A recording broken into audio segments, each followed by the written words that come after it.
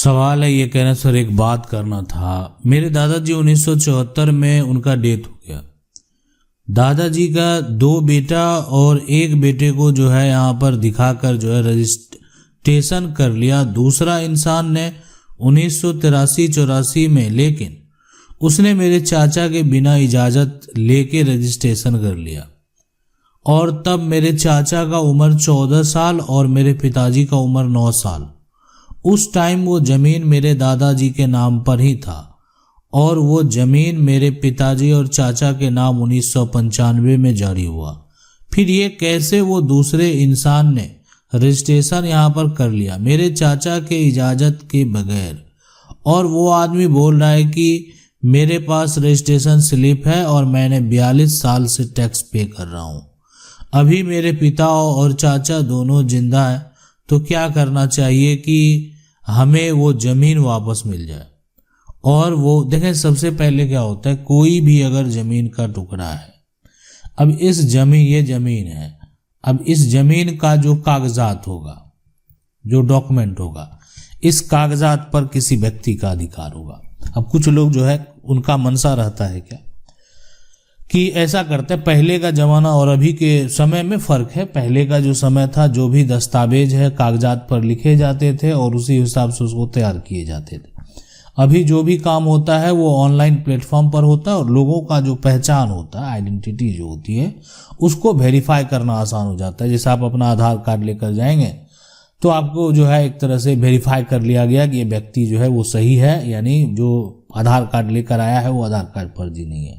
उसके बाद पहले के समय में क्या करते थे लोग, फर्जी पहचान पत्र भी बना लिए। ठीक है, पहचान पत्र बना लिए और जाकर जो है एक तरह से आप कह सकते हैं किसी तरीके से, गलत तरीके से जमीन का एक फर्जी कागजात तैयार करके जमीन की रजिस्ट्री भी करा लिए, जमीन का दाखिल खारिज करा लिए। तो ये सब फर्जीवाड़ा बहुत आपको देखने को मिलेगा। लेकिन आज के समय में आप उसको गलत साबित जो है ठहरा रहे हैं, फर्जी रजिस्ट्री है, फर्जी दाखिल खारिज है, तो क्या ऐसा आप कर सकते हैं? तो देखें, आज के समय में इस तरह का फर्जीवाड़ा आप साबित करना चाहते हैं तो आपके पास एक विकल्प है। अब विकल्प क्या है? देखें, अगर ये साबित कर देंगे तब तो फिर मामला ही दूसरा हो जाएगा। अगर ये साबित हो गया कि ये व्यक्ति के द्वारा फर्जीवाड़ा किया गया, इस व्यक्ति के द्वारा गलत तरीके से दस्तावेज बनाए गए, तो ये व्यक्ति बचेगा नहीं। यानी जितना दिन ये इस व्यक्ति को एक तरह से उस जमीन का सुख भोगना था, भोग लिया। अब ये व्यक्ति जो है जेल जाने को तैयार हो जाए।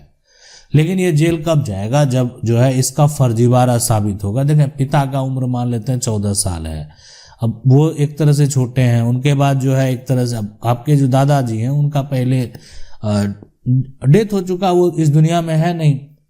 तो आपका दादा का जो भी शेयर बनेगा, जो भी हक बनेगा, तो ऐसे करने वाले जो फर्जीवाड़ा किए होंगे ना, तो वो अब 9 साल है कोई, अब वो उनकी ज़मीन को जो है, उनके पिता की मृत्यु हो चुकी है, उनकी ज़मीन को अगर कोई लिखा ले, फर्जी तरीके से कागजात बना ले, और जिस दिन ये बालिग होते हैं अपनी ज़मीन को ढूंढते हैं और ये फर्जीवाड़ा अगर साबित हो गया ना, तो ये व्यक्ति नहीं बचने वाला। अगर ये साबित हो गया कि ये इनके पास जो वर्तमान में ज़मीन, अब आप कहेंगे कि आज इनके पास जो ज़मीन है, फर्जीवाड़ा करने वाले तो जीवित नहीं है, लेकिन जो है आज उनका बेटा है, तो देखें बेटे के ऊपर भी जमीन छोड़ना पड़ेगा, संपत्ति छोड़नी पड़ेगी, साथ में जो है ना उसका मुआवजा जो है, जुर्माना भी लगाया जा सकता है। तो इसलिए गलत करने वाले देखें बचेंगे नहीं, अगर आप जो है सही तरीके से आवाज़ उठाएंगे। तो आप हो या आपके मान लेते चाचा हो, पता नहीं है या पता हो, उससे कोई मतलब नहीं है। आपकी ज़मीन है और आपका ज़मीन में आपका परिवार उस ज़मीन को बेचने नहीं गया, आपका परिवार उस ज़मीन को लिखने नहीं गया, या गलत तरीके से वो व्यक्ति ज़मीन का दाखिल खारिज म्यूटेशन करा कर बैठा हुआ है। ऐसा सिचुएशन, ऐसा कंडीशन में वो व्यक्ति जो है किसी भी हालत में नहीं बचेगा। अगला जो सवाल है, देखें इसी तरीके से आप भी अपना सवाल जो है पूछ सकते हैं। आपको क्या करना है, आप ज्वाइन बटन देख रहे हैं, ज्वाइन बटन का लिंक जो है, और ज्वाइन बटन पर आप क्लिक करेंगे, ज्वाइन करके आप मेंबर बन के भी सवाल पूछ सकते हैं। मेरा प्रयास रहेगा हम आपके सवाल का जवाब देंगे। आप चाहें तो ऐसे भी कमेंट करके जो है, आप चाहें कि सवाल पूछना तो पूछ सकते हैं। मेरा प्रयास रहेगा हम आपके सवाल का भी जरूर जवाब देंगे। अब यहाँ पर सर, यहाँ पर मेरा फौजदारी मुकदमा चल रहा है और ये जो है एक तरह से, क्या मैंने आपके है ना, अपने किस में 5 वकील कर सकते हैं केस में। तो देखिए ये कह रहे हैं ना कि मेरा मुकदमा जो चल रहा है वो फौजदारी मुकदमा चल रहा है, इसको बोलते हैं यहाँ पर जो है फौजदारी। अब जो लोग नहीं जानते हैं हम उनको बता देते हैं ये मुकदमा क्या होता है। और साथ में ये बोल रहे हैं 5 वकील कर सकते हैं, प्लीज रिप्लाई दीजिए। मैं एक वकील किया था, वह मेरे वकील को मैनेज कर ले रहा है। तो देखें फौजदारी मुकदमा हो गया, जैसे कोई मान लेते हैं चोरी कर लिया, ठीक है, कोई ऐसा व्यक्ति है जो डकैत है, डकैती किया है, साथ में धोखा दिया है, किसी प्रकार का फर्जीवाड़ा किया है, किसी के साथ जो है मारपीट किया है, किसी का यहाँ पर जो है हत्या किया है, दहेज उत्पीड़न का मामला हो, सरकारी कागज में जालसाजी का मामला हो, सब फौजदारी मुकदमा है। और ये जो है आपके ऊपर अगर एक तरह से आरोप यहाँ पर होता गया, प्रक्रिया यही होता है फौजदारी मुकदमा का कि आप जो है उस व्यक्ति के खिलाफ एफआईआर दर्ज करा देते हैं और एफआईआर दर्ज होने के बाद जो है पुलिस के द्वारा अब पुलिस जो है जांच करती है। तो यहाँ पर पुलिस का एक अहम भूमिका होता है, पुलिस का जांच रिपोर्ट होता है और फिर पुलिस का यहाँ पर जो है चार्ज शीट जो है वो देखने को मिलता है, अदालत में दाखिल होती है, ट्रायल में सुनवाई होगी, फैसला होता है, दोषी को जो है जुर्माना हो गया, जेल है दोनों यहाँ पर सजा हो सकता है। तो इसलिए ये यहाँ पर जो है फौजदारी मुकदमा होता है। उसके बाद दीवानी मुकदमा जो है वो आपको भी देखने को मिलता है। तो दीवानी मुकदमा और फौजदारी मुकदमा में आपको जो है, इसलिए कि दीवानी मामला हो गया जमीन जायदाद पैसा संपत्ति और फौजदारी मामला हो गया चोरी हत्या ये सब। तो ये कह रहे हैं कि मेरा समस्या है इनका, जो वो समस्या भी समझना बेहद जरूरी है। हम 5 वकील देखें, आप अपना एक जो आपका मेन वकील होंगे और उस सहायक जो है आप अपना एक तरह से वकील हायर कर सकते हैं, ठीक है। साथ में क्या होगा कि वो आपके केस पर नजर रखेंगे, देख रेख करेंगे कि आपके केस में किसी प्रकार की कोई गड़बड़ी तो नहीं हो रही है, आपके केस को किस प्रकार से जो है रखा जा रहा है, किस प्रकार से जो है आपके जवाब तैयार किए गए हैं। तो ये आप जो है कर सकते हैं।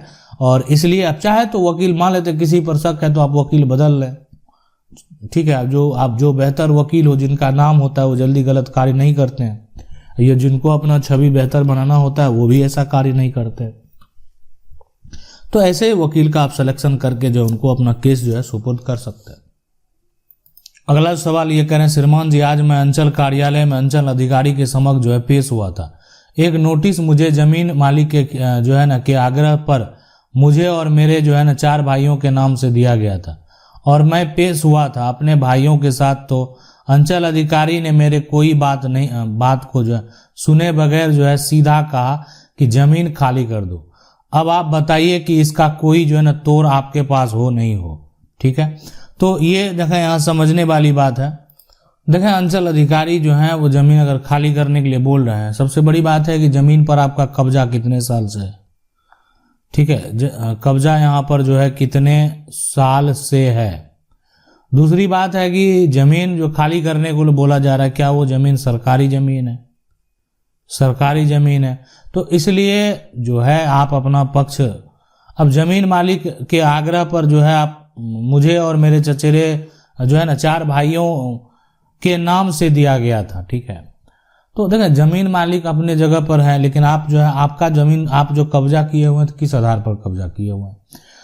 जो अंचल अधिकारी हैं वो अपना काम कर रहे हैं, वो आपको बुलाए, आप जो है अपना एक तरह से बात रखने के लिए नोटिस लेकर आप गए, अपना बात रख रहे हैं, लेकिन आपके बातों को सुने बगैर जो है ये कहा गया।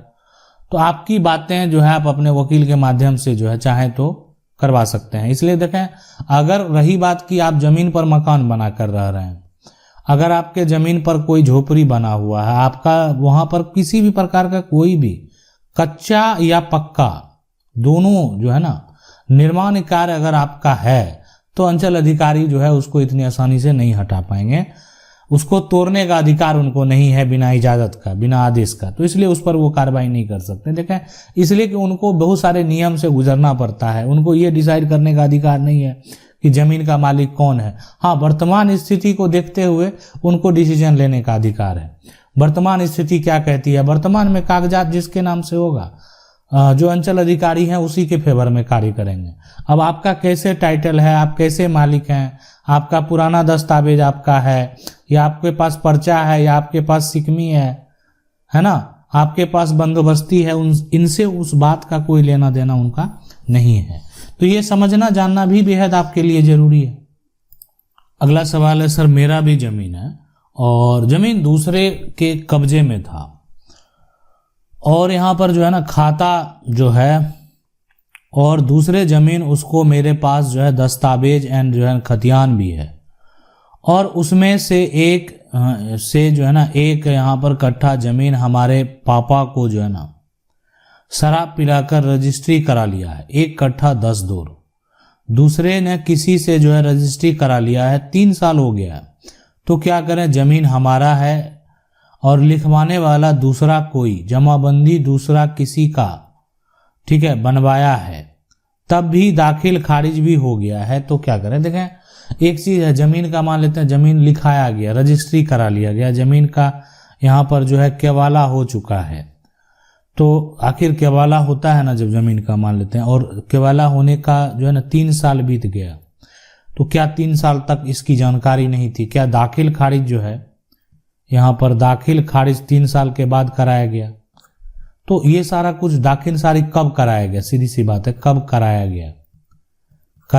इसलिए होता क्या, लिमिटेशन तो है, लेकिन जिस दिन से जानकारी हुआ, यहाँ पर जिस दिन से जानकारी प्राप्त हुआ कि ऐसा हुआ है, उसी दिन से समय सीमा शुरू होगा, ठीक है, उसी दिन से। तो जब दाखिल खारिज कराया है हाल में, तो आप जाकर जो है आप चाहें तो केस फाइल कर सकते हैं। और इस तरह का जो गलत तरीके से सेल डीड तैयार कर लिया, गलत तरीके से जमीन की रजिस्ट्री करा ली है, इस तरह का रजिस्ट्री को आप रद्द करवा सकते हैं, कैंसिल करवा सकते हैं। ये अधिकार, ये पावर आपके पास है। अगला जो सवाल है, मेरा एक जमाबंदी जमीन है और उसमें जो है ना आरएस सर्वे किसी दूसरे आदमी के नाम से हो गया, इसका कोई उपाय बताएं। तो देखें, यहाँ पर जो जमीन जमाबंदी जमीन की यहाँ पर अगर बात हो रही है ना, ठीक है, जमाबंदी जमीन, अब यहाँ पर रही बात की आरएस जो है ना आरएस सर्वे, ठीक है, आरएस सर्वे किसी दूसरे आदमी के नाम से हो गया, रिविजनल सर्वे में कोई दूसरा आदमी का नाम आ गया, तो इसका कोई उपाय है? तो इसका देखें बेहतर उपाय है कि रिविजनल सर्वे अगर किसी दूसरे व्यक्ति के नाम से हो गया तब तो कोई टेंशन लेने की जरूरत नहीं है। अब ये सुधार पहले भी आसानी से होता था और आज भी आसानी से हो रहा है। पहले तो जो है सर्वे के अधिकारी थे, उनके पास, जिला कलेक्टर के पास पावर होता था और इस पर कार्रवाई करने का, लेकिन ये समय सीमा जैसे ही खत्म हो गया, यानी 1 साल का समय दिया गया, उसके बाद फिर आगे का प्रक्रिया दिया गया, लेकिन अब ये पावर दे दिया गया कि सिविल कोर्ट को, उनका कार्य खत्म हो गया, ये लागू हो गया। अब जो है कोई लोग सुधार, फिर भी बहुत सारे लोगों की गड़बड़ी हो गई, इसलिए कि बहुत सारे लोग अगर फिर भी वो दस्तावेज लेकर जाते तो आज उनका सुधार उस समय हो जाता, इजीली सुधार होता, लोग नहीं गए। तो आज ये सुधार प्रक्रिया का जो पावर है वो सिविल कोर्ट को है। आप सिविल कोर्ट में जाएंगे, सिविल कोर्ट में आप याचिका दायर करेंगे और आपके पास पुराना कागजात का यहाँ पर जो है जो कागजात है, कागजात का साक्ष्य होना चाहिए। अगर आपके पास पुराने कागजात के साक्ष्य मौजूद हैं तो उस कागजात के हिसाब से जो है आप यहाँ पर अपना दावा पेश कर पाएंगे और अपनी प्रॉपर्टी को प्राप्त कर पाएंगे। अब ये सवाल वही है कि मेरे दादाजी का जो खतियान है उसमें दूसरा आदमी ने 1962 में खतियान में अपना नाम चढ़ा दिया, मेरे को जो है ना अब पता चला है, मैं क्या करूं? देखा ऐसा सिचुएशन उत्पन्न होता है तो ऐसा कंडीशन उत्पन्न होता है। तो इस यहाँ पर कंडीशन में अगर देखा जाए तो, और ये भी कंडीशन है, तो ये कंडीशन में भी आप जो है एक तरह से वो चढ़ा लिया है, तो आपके पास जमीन का जो पुराना कागजात है उसके अनुसार आप चाहेंगे तो सिविल कोर्ट से इस पर आप दावेदारी करेंगे। आप जाएंगे सिविल कोर्ट, सिविल लॉयर से संपर्क करेंगे, पुराना कागजात देंगे। अब यहाँ पर आपके पक्ष में जैसे ही आदेश आएगा आपका नाम दर्ज हो जाएगा और यही प्रक्रिया है, यही प्रक्रिया अभी वर्तमान में आपको फॉलो करना पड़ेगा। तो इसमें भी आप चाहेंगे तो सुधार जो है वो करवा पाएंगे और ये सुधार करवाने का प्रक्रिया बस सिर्फ सिविल कोर्ट में है। देखिए, जिनका भी पुराना खतियान है तो वो एक ऐसा दस्तावेज है, वो एक ऐसा डॉक्यूमेंट है जिससे ये साबित होता है पुराने दस्तावेज से कि आखिर प्रॉपर्टी का असली हकदार कौन है, प्रॉपर्टी का टाइटल किसके पास है। अगर आपके पूर्वज ने पुराने दस्तावेज से जमीन किसी को नहीं बेचा तो उस जमीन पर, उस प्रॉपर्टी पर कानूनन आपका अधिकार है, वो अधिकार आप जो है प्राप्त कर पाएंगे। और भी कुछ सवाल हैं जिसको जल्द से जल्द कवर करने का प्रयास करेंगे, और अगर आपका भी कोई कमेंट है तो आप जो है यहाँ पर पूछ सकते हैं। आप चाहें तो ज्वाइन जो है करके मेंबर भी बन सकते हैं। मिलते हैं अगले वीडियो में, तब तक के लिए जय हिंद।